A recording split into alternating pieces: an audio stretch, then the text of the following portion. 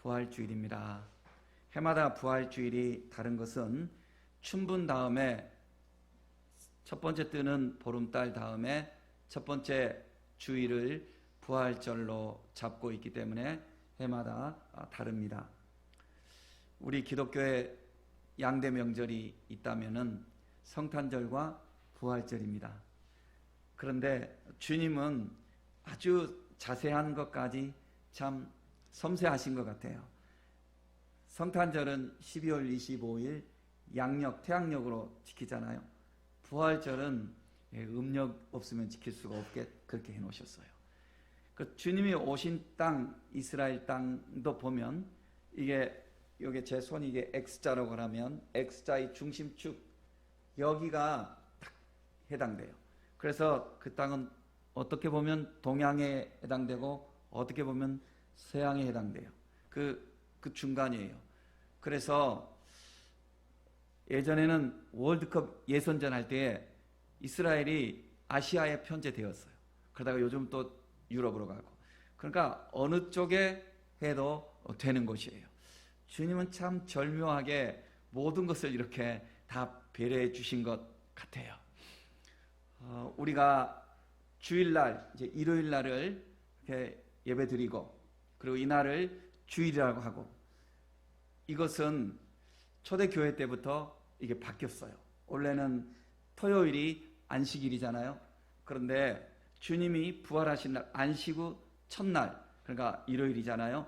오늘 주님이 부활하셨거든요. 그래서 우리 성도들은 부활하신 주님, 생명이 되시는 주님, 그날을 중심으로 예배하기 시작해서 옛것이 폐하해지고 새 것으로 이렇게 완성되었어요.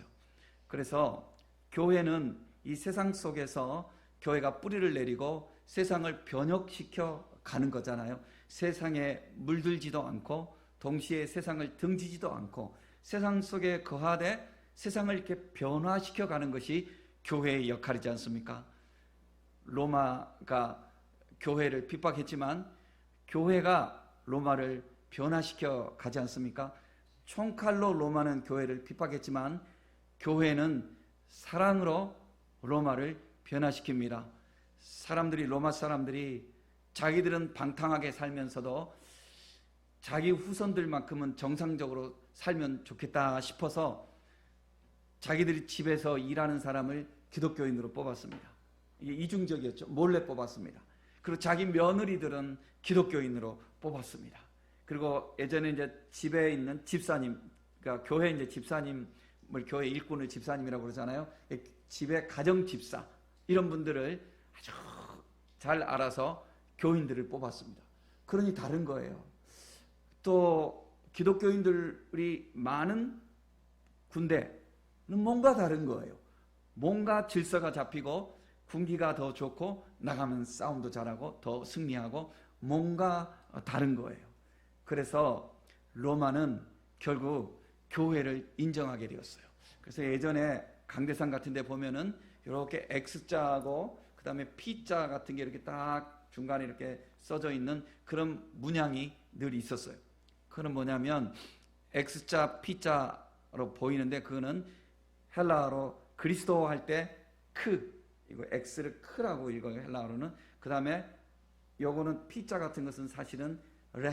그래서 그리스도 할 때 두 글자예요. 로마 황제가 예수 그리스도의 깃발을 들고 그들이 큰 밀비한 전투, 아주 로마의 운명이 담긴 그 전투에서 그 깃발을 들고 전쟁을 해서 이겼어요. 그래서 로마 황제가 그것을 기념하면서 그때부터 우리는 교회를 인정합니다. 그래서 교회가 지하에 숨어 있었던 교회가 카타콤이라고 그러죠. 지하 동굴, 지하 땅굴 속에서 신앙생활하던 성도들이 밖으로 나오게 되었어요. 그러니까 교회는 세상 속에 거하지만 세상을 변화시킨 거예요. 여러분, 우리가 기도합시다. 우리가 기도하고 우리가 진실되게 신앙생활할 때 우리가 어느 곳에 있든지 꽃이 있으면 향기가 나지 않겠습니까? 우리의 신앙이 참되면 신앙은 반드시 뿌리를 내리고 열매를 맺게 되는 것입니다. 환경이 변화가 되는데 이 변화의 역사는 생명을 낳게 되는 것입니다. 지금 우리는 저 위쪽 북한 바라보면서 마음이 많이 아프고, 중국이나 이슬람 땅 이런 나라들 보면 가슴이 답답합니다. 그러나 여러분, 정말 우리가 힘써야 될 것은 우리 자신의 신앙입니다. 우리 자신의 신앙, 내 안에 그리스도의 십자가가 있는가? 내 안에 예수 그리스도의 보혈이 있는가? 내 안에 부활하신 생명의 주 예수 그리스도가 내 안에 계시는가? 예수, 내 구세주 예수, 내 가슴 속에 늘 살아계시는 그 예수가 있는가? 내가 부활의 증인이 될 수 있는가? 이것을 우리가 염려하고 부활을 확신하는 신앙생활을 하면 반드시 성령의 역사가 일어나서 생명이 전파되는 그러한 놀라운 기적을 하나님께서 우리 가정과 우리 자녀들과 그리고 이 땅에, 이 나라와 그리고 세계 모든 역사 속에 주님이 인도해 주실 줄로 믿습니다. 우리가 주일날 부활을 기념해서 이제 성도들이 모이다 보니까 그 로마라는 그 거대한 나라가 나중에는 313년에는 교회를 인정했지만 392년도에는 아예 교회를 국교화해버렸습니다. 그러면서 모든 그 로마의 그런 모든 행정과 이런 것들이 교회 중심으로 다 바뀌어요. 그래서 일요일 날이 이제 휴일이 돼버린 거예요. 그러니까 세계를 이렇게 영향을 끼치는 로마가 일요일을 휴일로 정하니까 세계 모든 나라들이 그때부터 그렇게 정하고, 이것은 놀라운 역사죠. 그래서 일요일 날을 모든 사람들이 휴일인데 알고 보면 이날은 우리는 주일로 지키는 것, 이거 하나님의 섭리입니다. 성도들이 이것을 억지로 한 것이 아니라 굳게 서서 믿음의 정체성을 지키고 살아가니 하나님께서 이렇게 역사해 주시는 것입니다.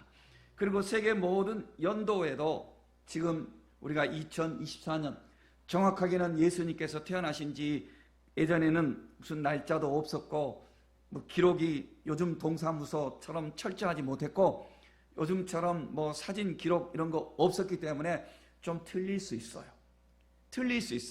그러나 조금 틀릴 수 있지만 어찌 됐든지 간에 제일 처음에 이 연도를 잡은 사람이 디오니스 엑시구스라는 이 수도원장이 AU 로마가 세워진 지 몇 년, AU 750년 12월 25일 날 예수님이 태어나신 것 같아 라고 발표를 했습니다.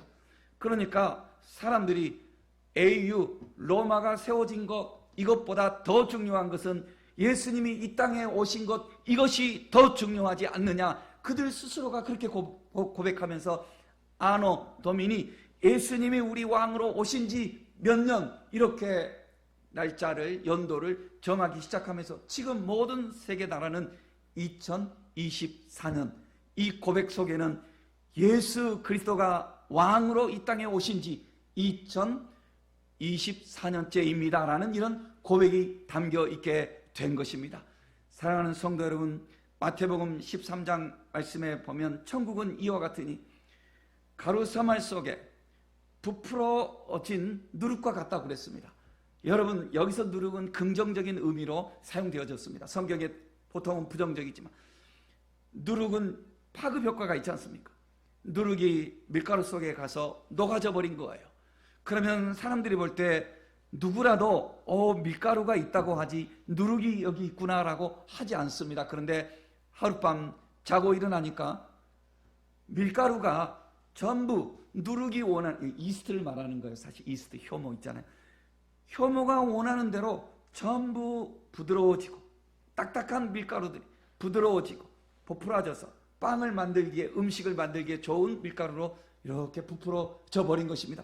그렇다면 여러분, 밀가루가, 이건 뭐 싸움 이야기가 뭐 중요한 건 아니지만 밀가루가 이긴 거예요?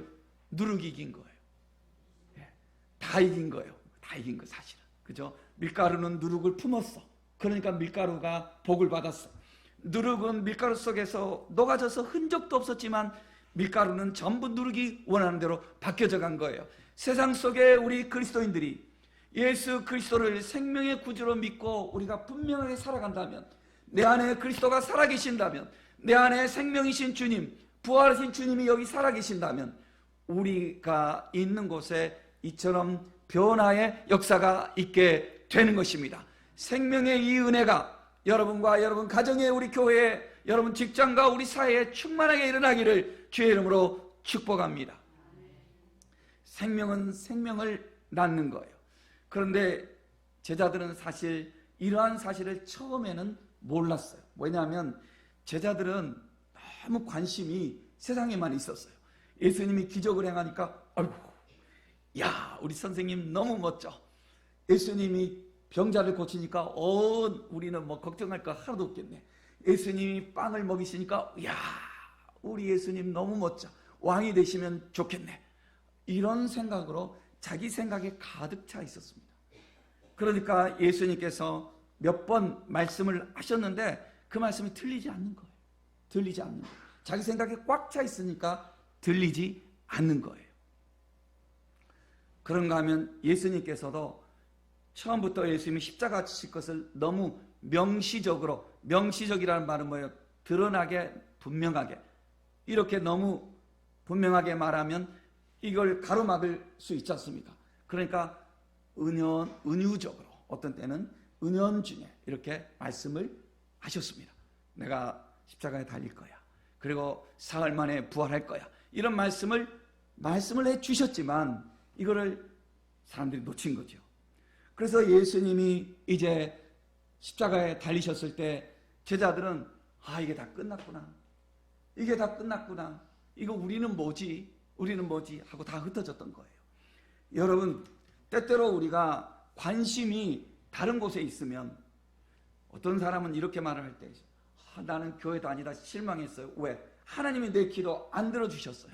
이런 사람 어쩌다 만나요. 그러니까는 그런 사람들은 나중에 하나님의 사랑을 알게 되면 자기가 얼마나 우물한 개구리였는지 고백하게 되고 다시 주께로 돌아올 때가 있을 것입니다. 그런데 우선 자기 중심으로만 딱 보면은 다 끝난 것 같거든요. 그런데 예수님께서 생각해 보세요. 예수님께서 이 땅에 오신 것이 잠깐 빵이나 한 끼 더 배부르게 하시고, 또 예수님께서 이 땅에 오신 것이 병에 걸린 사람 고쳐줘서 몇 년 더 살게 하고, 이 정도 위해서 예수님이 이 땅에 오신 것 아니죠. 그래봤자 몇 년 더 살다가 밥 몇 그릇 더 먹다가 여전히 희망이 없는 인생으로 끝나버리잖아요. 사람은요, 어떻게 보면요, 상대적. 다른 사람들이 100살까지 사니까 누군가가 100살까지 못 살면 그게 좀 억울하게 보이고 이러는 거예요. 모든 사람들이 이제 200살까지 살면 이제는 200년도 짧은 거예요, 인생이. 그러지 않겠어요? 1000년도 짧은 거예요. 1000년도 짧은 거예요. 그러니까 오죽하면 삼천갑자 동방석이 이야기가 나왔겠어요? 여러분, 삼천갑자 동방석이 이야기 아세요? 중국에서 나온 이야기지만 한강으로 이렇게 이야기를 해보겠어요. 한강에서 어떤 사람이 숯을 빨고 있어.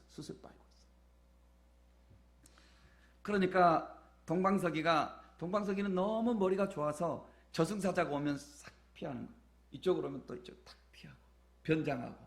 그러니까 저승사자가 이야기해요. 사람들이 이게 다 소망을 이렇게 만들어내는 거예요. 저승사자가 동방석이 꾀가 많아서 못 잡아가는 거예요. 그래서 저승사자가 머리를 써서 한강에서 숯을 빨고 있었어요. 그러니까 소문이 났어요.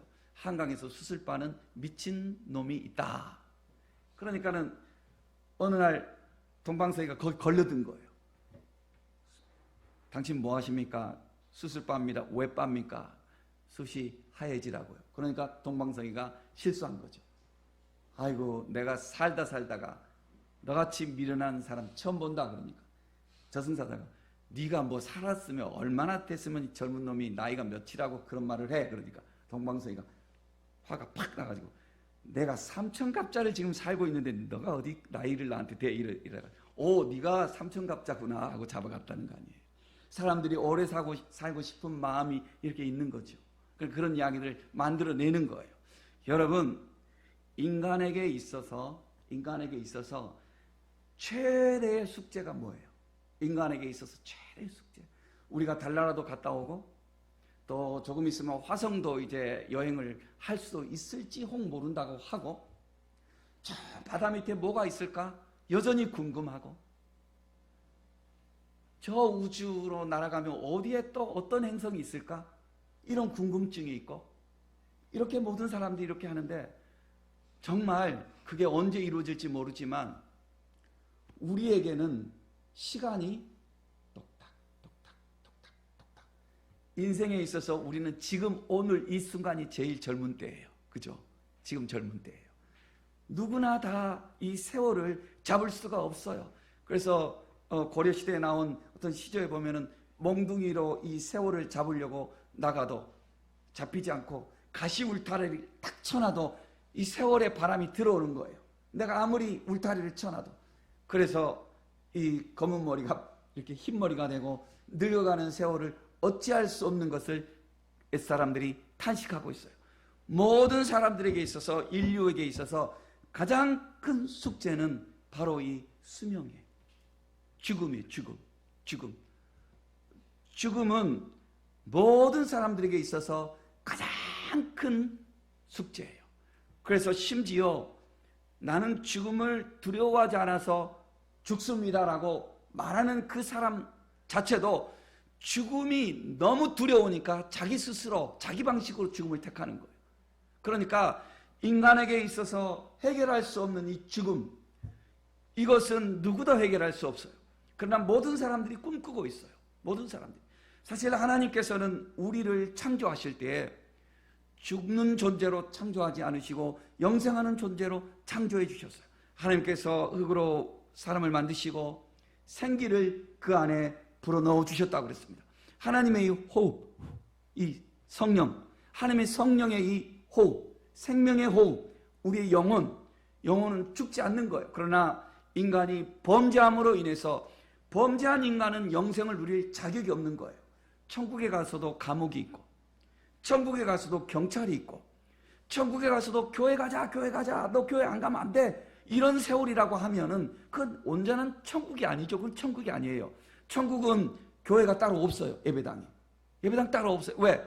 우리 모두가 다 성자 같은, 거기 그 자체가 예배이기 때문에, 생활 자체가 하나님 앞에 면전에서 사는 누림의 삶이기 때문에 천국은 따로 예배당이 없어요. 천국은 우리의 집이 다 하나님의 집인 거예요. 하나님과 우리가 함께 사는 거예요.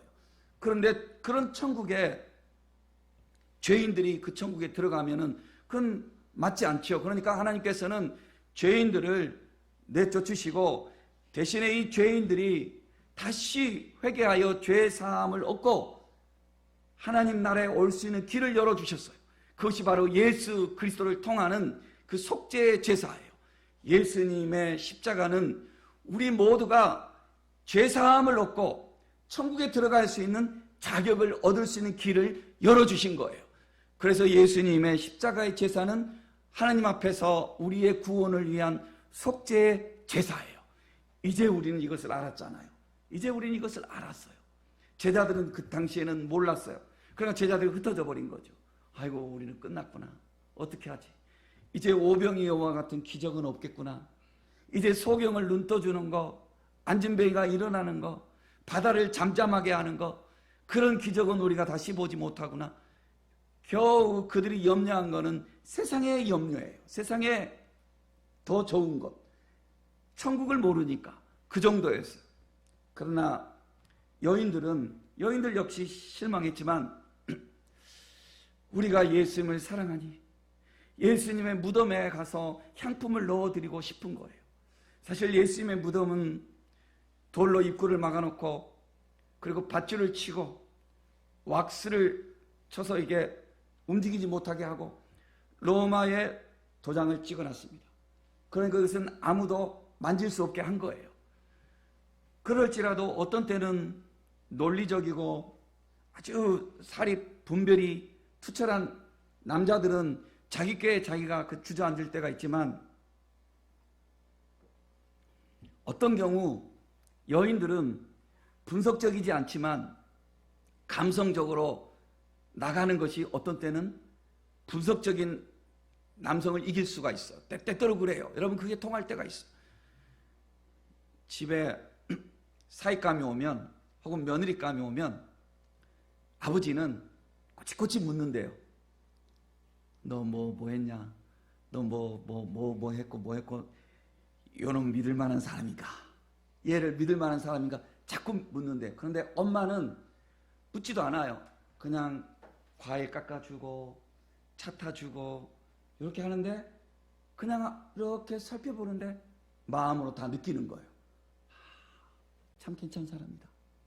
그러면은 가고 나서 아빠는 요거는 괜찮은 것 같은데 또 요거는 아닌 것 같고, 이거 우리 딸 줄 수 있을까? 이렇게 막 따지는데, 엄마는 여보 그냥 괜찮아, 믿어, 괜찮아. 어떤 때는 엄마 뭘로 괜찮아? 내가 보니까 괜찮아. 네가 본 게 뭔데? 내가 보니까 괜찮아. 말할 수 없지만 여인이 느끼는 여인의 감성, 그게 있거든요. 어떤 때는 그게 오를 때가 많아요. 그래서 여자 말 잘 들으면 집안이 평안하다는 이런 말도 거기서 나왔다고 하는데, 그건 뭐 개인적으로 참조하시기 바라고. 아무튼 간에 이 여인들은 예수님의 무덤을 그 로마 군인들이 지키고 있고, 가봤자 자기들이 어쩔 수 없다는 것은 남자들은 아니까 올 생각도 못하지만, 여인들은 그래도 사랑하니까 뭔가 있겠지 하고 향품을 들고 가는 거예요. 뭔가 뭔지 모르지만 뭔가 있겠지. 이 믿음으로 간 이 여인들이 부활하신 예수님을 만나지 않습니까? 첫 번째로 예수님을 만나지 않습니까? 여러분, 놀랍죠? 이 교회는요, 남자도 여자도 다 공평한데 사실은 많은 은혜를요 여자들한테 입어서 남자들이 혜택을 보는 거예요. 그 남자 목사, 요즘은 이제 여자 목사들도 있지만은 남자가 이렇게 주로 뭐 목사, 장로 이렇게 해서 앞장 세우지만, 사실은 뒤에 보면 여인들이 다 그런 거 있어요. 우리 교회도 보면 이 여인들의 기도와 섬김과 헌신, 오늘 밥 한 그릇 먹는 것도 여인들이 있어서 먹는 거잖아요. 이게 참 이 모든 게 이렇게 보면은, 세상에 보면은 참 고마운 것밖에 없는 거죠. 아무튼 이 여인들이 예수님의 무덤에 찾아가서 예수님을 만나게 된 거예요. 예수님을 첫 번째로 만나게 된 거예요. 그래서 제자들에게 이 사실을 알리니까 그제서야 제자들은 낙심하고 탄식하고 있다가, 정말이야? 그럴 수가 있겠어? 자기들 믿을 수가 없는 거죠. 왜냐하면은 죽은 사람이 그것도 사흘 만에 다시 살아난다는 것이 믿어지지가 않는 거예요. 창에 찔리고 못에 박히고 그 채찍에 먼저 맞아서 살점이 다 떨어지고, 그 십자가부에서 완전 다 운명하신 예수님이 무덤에 들어간 지 사흘 만에 다시 살아난다는 것이 이해가 되지 않는 거예요. 그래서 정말이야? 하고 나가서 예수님을 만나면서 드디어 그들이 그렇지, 그때 예수님께서 우리에게 그런 말씀을 하셨지 하면서 제자들이 믿음이 다시 회복이 되면서, 이제는 누가 시키지 않아도 거리로 다니면서 또 세계를 향하여서 다니면서 복음을 전하는 제자들이 된 거예요. 그래서 교회가 세워지게 된 거예요. 그래서 오늘 우리도 예수님을 믿게 된 거예요. 예수님의 부활은 예수님이 신이라 하는 사실을 증명해 주신 거예요. 사실 예수님의 부활이 없다면 예수님이 동정녀에 탄생하셨다, 예수님의 십자가가 우리의 속죄를 이루기 위한 것이다, 이런 모든 가르침을 얼마나 잘 설명을 할지라도 믿을 수가 없어요, 사람들은. 그런데 예수님이 부활하신 것을 보기 때문에 사람들은 그렇구나, 예수님이 말씀하신 모든 것은 다 진리구나, 이것이 믿어지고, 그리고 자기들도 이제 죽음을 두려워하지 않고 죽음을 극복하신 것을 자기들이 보았기 때문에, 우리도 이제 죽으면 예수님처럼 부활하구나, 예수님이 그렇게 말씀해 주셨으니까 이것을 믿으면서 주의 복음을 전하는 겁니다. 최초의 이 순교자 스데반 집사님, 7 집사님 중에 한 분 같은 경우는 돌에 맞아 죽으면서도 예수님처럼 그의 얼굴이 평안해요. 하나님께 바뀌니까. 그러면서 예수님처럼 주 예수여, 예수님이 그렇게 말씀하셨던 것처럼, 이제 아버지를 말씀하셨던 것처럼 이 스데반은 이제 주 예수여, 아버지여, 내 영혼을 아버지 품에 안기나이다. 아버지께 의탁하나이다. 예수님 말씀하셨던 것처럼 자기도 그렇게 말씀을 드리면서 하나님 앞에 자기의 영혼을 맡기고 순교를 당하게 되는 거예요. 바울 사도 그렇게 예수님을 거부하고 예수 믿는 사람들 미쳤다고 정신 나간 사람들이라고 그렇게 비난했던 바울 사도가 부활하신 예수님을 만나고 자기의 모든 것을 다 뒤로하고 예수님을 전하는 것을 위해서 평생을 살게 되었어요. 이러한 주의 종들로 말미암아 로마가 바뀌고 세계가 바뀌고 오늘 우리가 주님을 믿게 되었는데, 주님이 우리에게 이렇게 변화를 일으켜 주신 결정적인 증거는 부활이에요. 부활은 주님이 신이구나, 정말 신이구나, 주님이 오르시구나, 그리고 무엇보다도 우리가 죽으면 우리는 천국에 가는구나는 사실을 분명하게 우리에게 증명해 주신 하나님의 은혜예요. 주님의 부활은 사흘 만에 되었는데, 그건 육신과 영혼이 다시 합일되는 사흘 만의 부활인데, 주님의 영혼은 어떤가 하면 주님이 십자가 위에서 뭐라고 말씀하셨냐면, 한쪽에 그 강도에게 오늘 그가 회개했을 때 이렇게 말씀하셨어요. 오늘 네가 나와 함께 낙원에 있으리라 그랬습니다. 우리가 성경에 보면 어떤 경우에 잠자는 자들이 일어난다 이런 표현이 있어요. 그러다 보니까 어떤 사람들은 우리가 죽으면 우리가 아주 긴 어떤 잠에 빠지는가 이런 생각을 하게 돼요. 이것은 육체를 두고 하는 표현이에요. 육체를 두고 하는 표현이에요. 우리는 죽으면 어떻게 되는가? 죽는 그 순간 우리를 보는 사람들은 육체만 보니까 엄마 아빠 하면서 헤어지는 것을 서운해하지만, 천사가 와서 우리를 영접해서 우리는 그 순간 하나님 나라에 천국에 들어가게 되는 것입니다. 제가요, 박석영 집사님, 우리 이 과천의 그 공무원이신데요, 그 집사님 아버님이 장로님인데 대구예요. 그 아주 오래됐습니다. 벌써 한 10년 넘었습니다. 우리 박 집사님 저하고 아주 좋은 사이고, 박 집사님이 자기 아버지가 돌아가셨는데 이제 소천하셨는데 와서 예배에 기도해 달라고 그랬습니다. 그래서 제가 대구로 내려갔습니다. 대구로 내려갔는데 교회가 우리 교회 한 5배 정도 되는 그런 교회였어요. 근데 이 장례식인데 사람들이 막 이렇게 막 사뿐 걷고, 한국 문화에 따라서 그 상복은 입었는데 모든 사람들이 얼굴이 환해가지고 이게 잔치집인지 결혼식인지 모를 정도로 사뿐 거리면서 만방에 미소를 띠는 거예요. 만방에.